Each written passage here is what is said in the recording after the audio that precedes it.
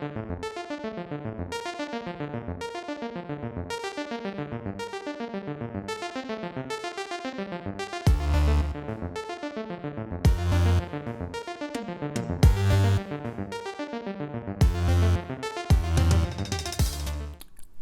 back to Retro is the New Black. Today we are going to take a look at some packages, and that first package is from John W. from Lewisburg in Tennessee. Thank you very much for sending this in. Took a long way from the US to Germany, and it contains some interesting stuff. Let's take a look. Very nice packaging. So John is a viewer of the channel and a friend of the channel, so he knows how much I appreciate good packaging, and I guess he does appreciate it himself. So the first item is some bubble wrap. No, it's not. It's, whoa, what is that? That looks interesting. What is this? Whoa! Wow, that is some awesome calculator. He told me that he would send me some Ukrainian calculators, and I think Texas Instrument is not the classic Ukrainian company. So wow, that is awesome. That thing looks like the remote control for the space shuttle. Nice. It's a TI-92. So we'll take a look at all these calculators in a separate video. So today I'm only unboxing these. Didn't expect that. Wow, that is pretty substantial. Thank you. And we have some more bubble wrap. Nice. And here we have, let's see. Yeah. Here's some Russian goodness, or Ukrainian goodness rather. It's the, whatever this means, MK52. Actually, my wife is from the Ukraine, so I should theoretically be able to read this, but well, I didn't care too much, so I can't. Oh, there's more stuff in here, so let's check this out. What do we have here?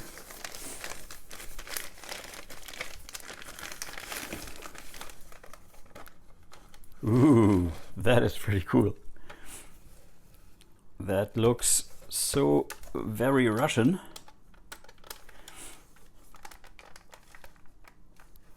Can't even tell what is what here. I guess this is a plug for the power supply. These keys feel like they are not keys at all. Interesting. Yeah, as I said, we will take a closer look at all this stuff in a separate video. So there's the calculator itself. Let's put this back in its back. So I'm not the big calculator guy, as you might see in the future videos. Oh, here's even the instructions, all in Russian. So, ooh, and the schematics, nice. That is very cool. I doubt that you would find some classic calculator with the schematics, be it German or Ukrainian or American or British. I guess those just don't come with these. Nice. Funny thing is, these should be more available or easier available in Germany than in the US, but they are not. Here's the power supply with this crazy plug, and that actually plugs into, I guess, our German. Is this 220 volts? I have no idea. I have to check the schematics before I kill myself or the calculator or whatever. Nice, very, very nice. So that is that, even with the box, which is really, really cool. So John, thank you very much for your generous donation to the channel. I will take good care of these things, and if they are indeed broken, I will fix them. yeah, thank you very much, John W. The name is shortened, as you might expect, to at least give some privacy. Thank you very much to, I guess it was Lewisburg in Tennessee. So I did actually put some batteries into this Texas Instruments TI-92 calculator, and lo and behold, it actually works. Yeah, the other one, the Ukrainian one, I didn't test, but that will be a separate video too. Next up we have this huge package, and you might already spot what it is. Let's see. We have some books. Ooh, that is nice. 5041 floppy disk user's manual. I've never seen the ring-bound version of this. Programming the C64 in machine language. Also nice. Interesting that there's all these ladies on the front. We had Hofacker books before. I don't quite get this image. It's a lady which is, no, she's not nude, but almost. And this guy who looks like Jeff Goldblum at the end of The Fly. Yeah, and here's another one which, okay, whatever. And it's called Dominate. No, okay, it's called. How could I translate that? It would mean dominate in terms of beherrschen, means to dominate or to master. So in this case, it means to master the C64. But as you can see, there's a lady with a whip, so that it's more in the dominate area of things. Yeah, that is that. We have some discs. Star Texter, Public Domain, Super Sorter, VisiWrite, Text Print, Banking 64, Amiga Soft. Okay. What else do we have? We have, get that out, the classic, at least, in Germany, classic C64 power brick, which seems to be a little broken. Oh, that must have had a pretty rough ride, but someone broke in here because you can see there. Well, okay, they didn't tell that in the actual auction. This is an eBay purchase, and that is not cool at all. We have and that is special, yellow key C64. Which looks rather strange. And look at that, it's a 58,023 serial number, which is really, really low. As expected. We have quite some, let's call this improvements on here. Case looks pretty rough. Even burnt here. Oh, and you know what? It's one of these special keyboards again. That is really cool. I once did a video about one of these special keyboards with mushier keys, but I really like to type on them. Let me see. Yeah. See, there's no spring whatsoever, because the spring is in the key itself. Nice, another one of these, and it's in actually good condition. It's a bit yellowed, and it's a yellow key, which is well, actually the color it should have been. Nice. We will try this, and we have a reset switch which has some interesting mounting. Someone actually screwed it into the case instead of putting it through and then screwing on a screw on top. Interesting. Okay, let's put this to the side. We have an assortment of cables, AV cable, floppy cable, very, very dusty. We have this right here, which, okay. So this is a very classic speed DOS or Dolphin DOS connector for the 1541. And that should go into a 1541, which it does.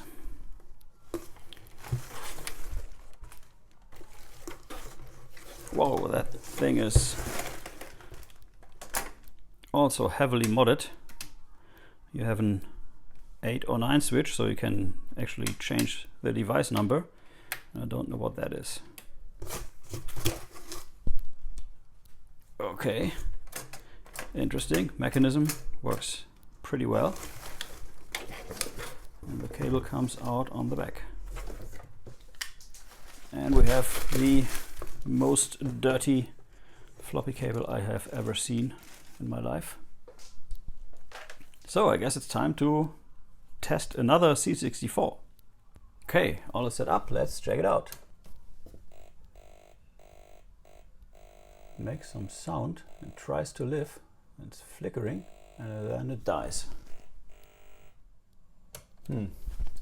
Okay, I would say there's something wrong inside the machine, so I guess we have to open it.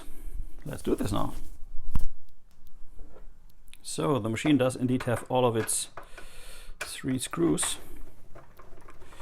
Don't look like the original screws, I guess, but we'll see.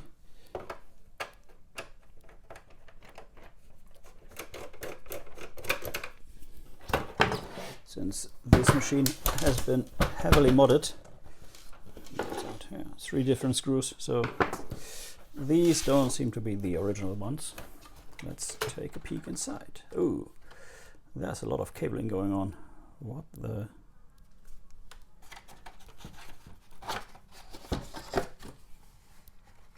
Okay, that looks interesting. Oh, here's one broken cable already. So this cable is loose, so I assume we don't really get a connection to these EEPROMs here, so we don't have a BIOS.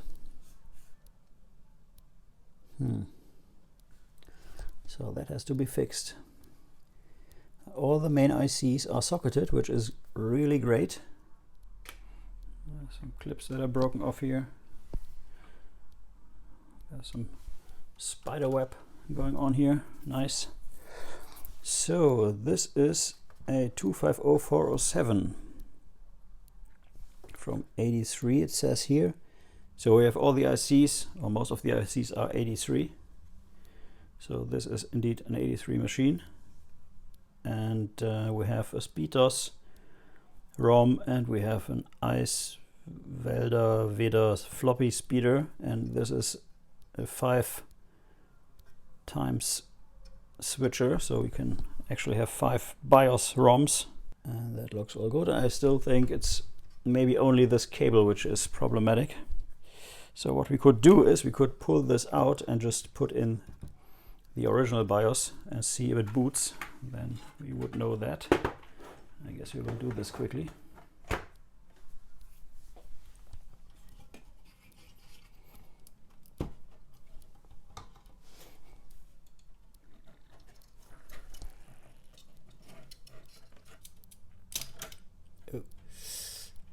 Okay, bend some legs there.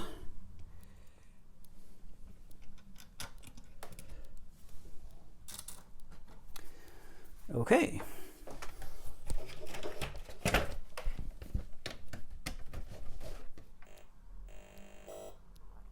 No, still the same crazy sounds.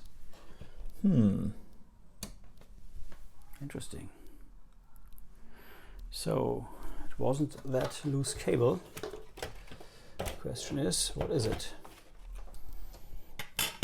So we have actually a gold-plated VIC-2 chip, which is kind of nice. So it does look like some sockets have been, or at least one socket, this one has been added later, because it's a round pin. And we have the original PLA, the 251064001. And I guess it would be interesting to just switch that out and see what happens. and see if that is indeed the problem. Now I'm going VIC2 or PLA here, and since we don't get any output, let's turn it on again.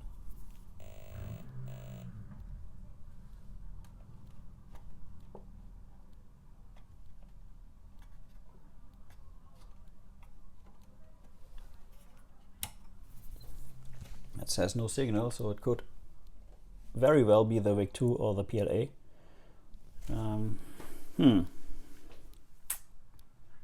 So since the C64 works without the kernel ROM, at least if you have something plugged into the cartridge port, we'll test if the EasyFlash does the job. No, so it's not the kernel ROM. That is good. Put this back in. So I actually brought out a second machine,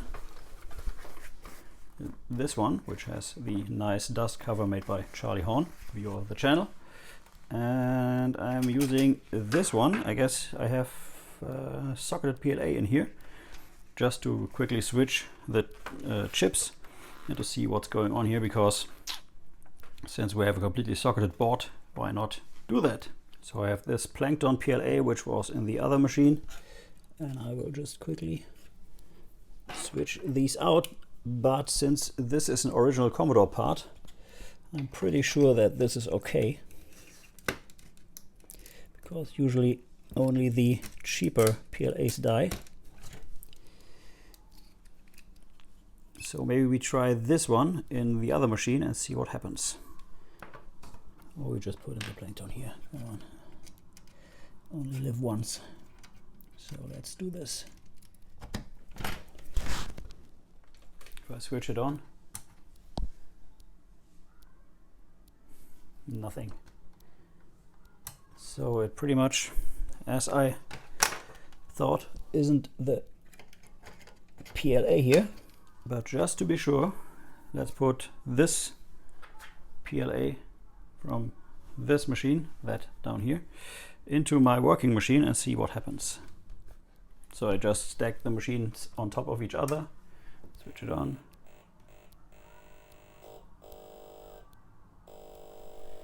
Interesting.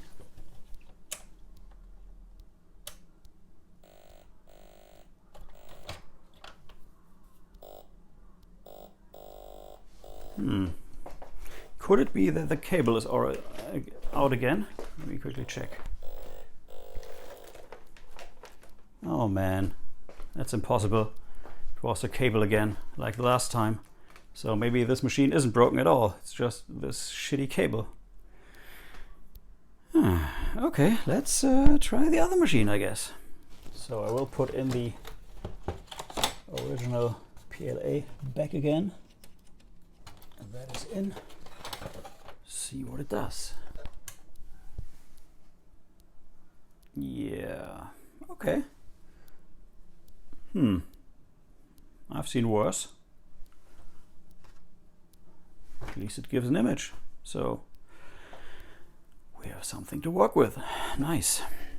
Let me pull the EasyFlash out. And different pattern. Okay, what does that tell us? So we know the PLA is good because that worked in the other machine. Could still be the VIC, so let's switch that out, but I highly doubt it.